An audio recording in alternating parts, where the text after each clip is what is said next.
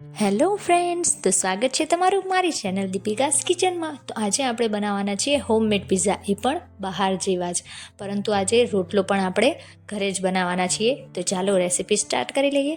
તો એના માટે મેં અહીંયા એક વાડકાની અંદર એટલે કે એક બાઉલની અંદર થોડું ગરમ એટલે હુંફાળું પાણી લઈ લીધું છે. એની અંદર 2 ચમચી જેટલી ખાંડ અને જે પ્રમાણે આપણે મેંદો લીધો છે એ પ્રમાણે એટલે કે 4 કપ અહીંયા મેં મેંદો લીધો છે, તો એના માટે મેં 4 ચમચી ડ્રાય યીસ્ટ લઈ લીધું છે અને એને આપણે સરસ રીતે હવે પાણીમાં મિક્સ કરી લેવાનું છે અને એને આપણે 10થી 15 મિનિટ માટે ઢાંકીને રહેવા દઈશું. અને આ બાજુ હવે આપણે ડ્રાય ઇન્ગ્રીડિયન્ટ્સ એટલે કે અહીંયા મેં જે 4 ચમચી જેટલું યીસ્ટ લીધું હતું, તો 4 કપ સામે મેંદો છે અને 1 ચમચી જેટલું મીઠું છે. હવે જે યીસ્ટ છે આપણું સરસ એક્ટિવેટ થઈ ગયું છે, તો આપણે એને પણ મેંદાની અંદર મિક્સ કરી લઈશું અને હાથની મદદથી આવી રીતે સરસ એવો આપણે પહેલાં તો લોટ બાંધી લેવાનો છે.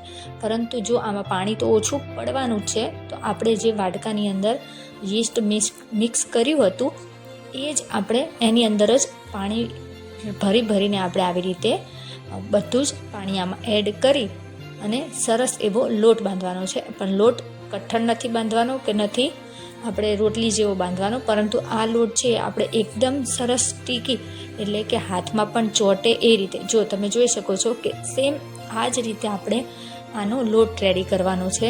હવે જે લોટ છે એ સરસ રીતે બાંધી દીધો હતો, પરંતુ એને આવી રીતે સ્ટ્રેચ કરવાનો છે, એટલે આવી રીતે ખેંચીને એને આપણે લોટ રેડી કરવાનો છે. તો આપણે પ્લેટફોર્મ સરસ રીતે સાફ કરી લીધું હતું, તો એની ઉપર આપણે બધો લોટ લઈને આવી રીતે એક બાજુથી પકડી રાખી, એક બાજુથી આપણે ખેંચીને 5 થી 8 મિનિટ સુધી આપણે આવી રીતે જ એને મસળવાનું છે. અને વચ્ચે થોડું બટર રાખીને ફરીથી આપણે એને 2-3 મિનિટ માટે મસળી લઈશું. એટલે કે 5 મિનિટ મસળ્યા બાદ આપણે થોડું બટર એડ કરીશું અને ફરીથી બટર એડ કરીને ફરીથી આપણે 2 થી 3 મિનિટ માટે આ રીતે મસળીશું. અને જેટલો વધારે મસળશો એટલો લોટ વધારે જ સોફ્ટ થઈ જશે. તો આપણે આ લોટ છે એકદમ રેડી થઈ ગયો છે. તો હવે એક જે બાઉલ છે જેની અંદર તમારે રાખવો છે, એની અંદર આપણે થોડું તેલ લગાવીને જે લોટ રેડી થઈ ગયો હતો પિઝાનો, એ આપણે આવી રીતે ટક કરી લેવાનો છે પાછળથી. આવી જ રીતે બધો ટક કરીને એને જે બાઉલમાં આપણે તેલ લગાવ્યું છે એની અંદર આપણે મૂકીને એને ઢાંકી દઈશું. તો એની ઉપર પણ આપણે જે લોટ મૂકી દીધો છે એની ઉપર પણ થોડું તેલ લગાવીને આપણે એને રહેવા દેવાનો છે ઢાંકીને 2 કલાક માટે. તો મેં અહીંયા 2 કલાક માટે એને રહેવા દીધો હતો અને ત્યાં સુધી આપણે આ રીતે બધું શાકભાજી છે એ બધું સમારી લીધું હતું, જેમાં કેપ્સિકમ, ડુંગળી, પનીર અને ટમેટાં અને મકાઈના દાણા એડ કર્યા હતા. 2 કલાક બાદ તમે જોઈ શકો છો કે આપણો લોટ જે પિઝાનો છે સરસ રીતે ફૂલાઈ ગયો છે. તો એને વચ્ચેથી આવી રીતે પંચ કરીને હવા કાઢીને આપણે આવી રીતે ફરીથી પ્લેટફોર્મ ઉપર લઈને એને થોડી મિનિટ એટલે કે 1-2 મિનિટ માટે જ એને મસળી લઈશું. તો શું છે કે જેટલી એર ભરાઈ હતી એ બધી એર એમાંથી નીકળી જાય, એટલે એને આપણે 2 મિનિટ માટે મસળી લેવાનું છે. અને હવે જો તમારે જે સાઇઝના પિઝા બનાવવા હોય તો એ સાઇઝના આપણે લુઆ કટ કરીશું. પહેલાં અહીંયા મેં 4 કટ કર્યા હતા કે હું મોટી સાઇઝના થોડા 4 પિઝા બનાવીશ, પરંતુ મને થયું કે ના ચાલને થોડા પિઝા બનાવ્યા, એના કરતાં જે મારું ઓવન છે એની ટ્રે છે એ સાઇઝનો મેં પિઝા રેડી કરી દીધો હતો. તો એટલા માટે મેં અહીંયા 2 વાર કરીશ, 2 ટ્રેમાં કરીશ, એટલે કે એક જ ટ્રેમાં 2 વખત કરીશ. તો એના માટે મેં અહીંયા અડધો લોટ લઈ લીધો હતો અને એને આપણે પ્લેટફોર્મની ઉપર મેં મેંદો છાંટીને આવી રીતે હાથની મદદથી એને પોળો કરીને રોટલી રેડી કરી લીધી હતી. અને ત્યારબાદ તમારે વેલણની મદદથી આવી રીતે, જો વેલણ ઉપર પણ તમે લોટ સરસ રીતે ચીપકાવશો તો તમારો રોટલો છે સરસ રીતે વણાતો જશે. તો અહીંયા મેં મારા ઓવનની જે ટ્રે છે એના હિસાબે મેં અહીંયા મોટો રોટલો વણી લઉં છું. તો એને આવી રીતે જ સ્ટ્રેચ કરતું જવાનું છે, ખેંચીને એને જેટલો તમારે પતલો કરવો એ પ્રમાણે, જેટલો પતલો કરશો એટલો જ રોટલો વધારે ક્રિસ્પી થોડો એ રીતે થશે. જો જાડો રાખશો તો એ વધારે પાઉં ટાઈપ ફૂલાઈ જશે.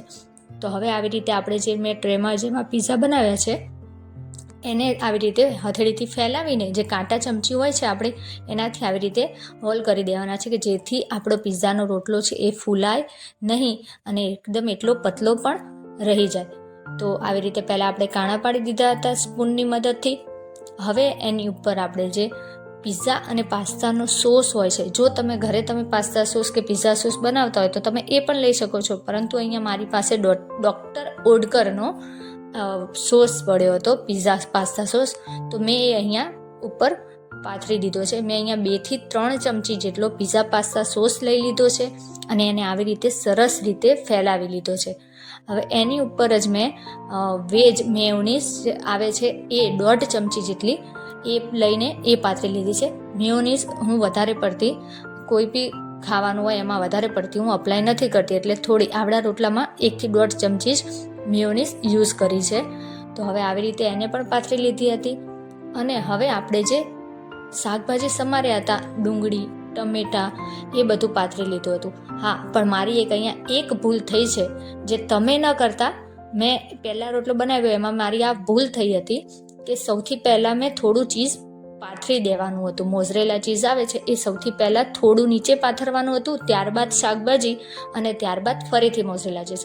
પરંતુ મારી ભૂલ એ થઈ કે મેં પહેલાં બધા શાકભાજી છે અને ઉપર મેં પનીર પણ એડ કર્યું છે, તો એ પાથરી દીધું અને ત્યારબાદ એની ઉપર જ મેં મોઝરેલા ચીઝ પાથર્યું. પણ તમે આ ભૂલ ન કરતા, નીચે પહેલાં મોઝરેલા ચીઝ પાથરજો, પછી શાકભાજીને અને એની ઉપર ફરીથી મોઝરેલા ચીઝ. ત્યારબાદ મેં ઉપરથી થોડું મીઠું ભભરાવ્યું છે અને મિક્સ અપ્સ આવે છે એ ભભરાવી અને અહીંયા મેં ઓવનને પહેલાં જ 10 મિનિટ માટે 180 ડિગ્રી ઉપર પ્રીહીટ કરી લીધું હતું અને એની અંદર મેં આ પિઝા મૂકી દીધા છે. તો 180 ડિગ્રી ઉપર હવે અહીંયા 15 મિનિટ માટે પિઝાને બેક થવા રાખ્યો છે. 10 થી 12 મિનિટ ત્યારે હું ચેક કરું છું તો મારા પિઝા સરસ રેડી થઈ ગયા છે. તો 2 મિનિટ એને વધારે થવા દઈ અને 15 મિનિટ માટે એને મેં બેક થવા દીધા હતા. તો આ રોટલો જો મેં રેડી કરીને રાખ્યો છે અને ઓલો રોટલો આપણો રેડી થઈ ગયો છે. તો જે રેડી કરીને રાખ્યો હતો એ મૂકી દીધો અને જે રેડી છે એને આવી રીતે મેં કટ કરીને બાળકો અહીંયા ખાવા પણ લાગ્યા છે. તો એ લોકોને તો ઘરનો જ પિઝા બેઝ વધારે અમારા ઘરમાં ભાવ્યો. તો તમે પણ આ જરૂરથી ટ્રાય કરો અને ઘરનો જ પિઝા તમે બધાને ખવડાવો.